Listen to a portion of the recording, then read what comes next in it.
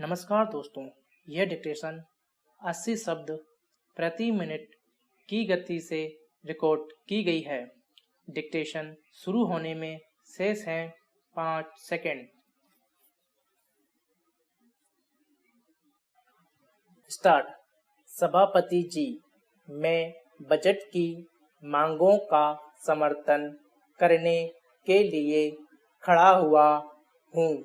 आज जो बहस हो रही है उसमें इधर या उधर के साथियों ने हिस्सा लिया है।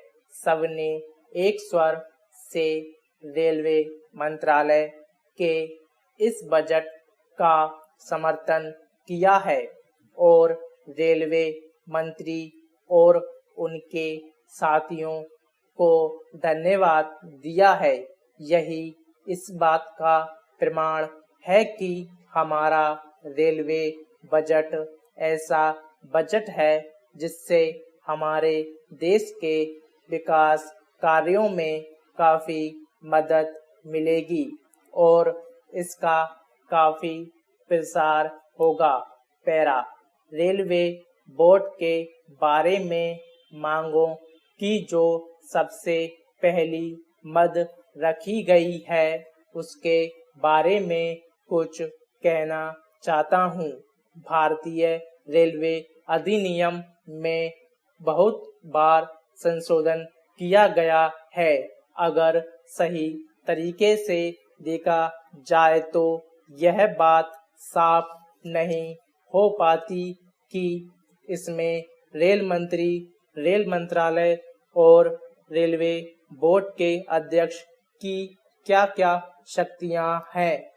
जब रेल मंत्री मौजूद हो तो यह बात समझ में नहीं आती कि रेलवे बोर्ड के अध्यक्ष के पद की क्या महत्ता है। मैं ऐसा समझता हूँ कि यह बहुत ही पुराना अंग्रेजों के जमाने का बनाया हुआ कानून है जिसमें सुविधा के अनुसार संशोधन हो चुके हैं और अभी भी इसमें काफी संशोधन की गुंजाइश है। मैं मंत्री महोदय से निवेदन करता हूँ कि भारतीय रेलवे अधिनियम की सारी धाराओं पर पूरे तरीके से विचार होना चाहिए जिससे कि इसको मजबूत बनाया जाए।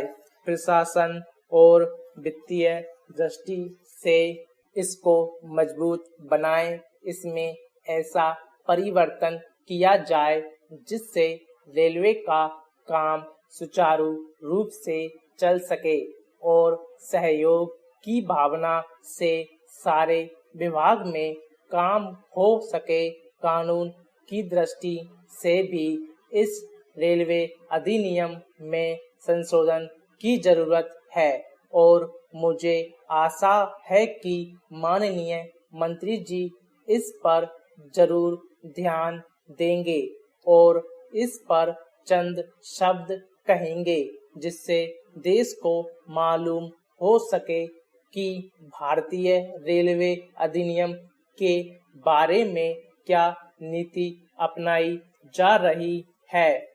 पैरा। महोदय, सारे देश में रेलवे में किराया नहीं बढ़ाया गया है। यात्रियों को आम तरीके से सुविधाएं दी गई हैं। जिस तरह से इस देश में रेलवे के अंदर अनुशासन लाने के लिए उन्होंने प्रयत्न किया है उसका बहुत महत्व है। इससे देश को बहुत मार्गदर्शन प्राप्त हुआ है।